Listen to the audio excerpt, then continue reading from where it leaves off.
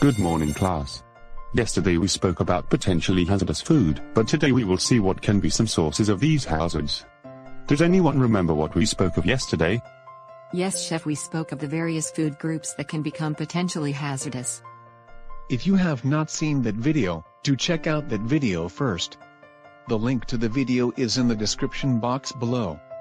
Also, if you have still not subscribed to this channel, I recommend you do that so that you can get updates about the channel. Contamination means presence of harmful substance in the food. We can divide the food safety hazards into three groups: biological hazards, chemical hazards, and physical hazards.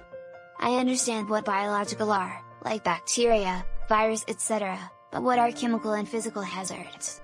Chemical hazards include presence of pesticides, cleaning supplies, or even some chemical from cookware. And the physical hazards like hair in food or broken glass spaces. Yes, you are absolutely right.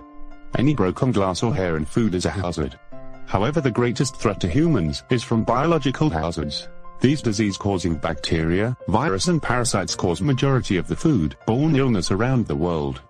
So to recap, hazards in food can be divided into three groups. Biological, that is the most harmful, chemical and physical. However, by following good work habits, maintaining proper personal hygiene, avoiding cross-contamination and time-temperature abuse, you can keep food safe in our kitchens.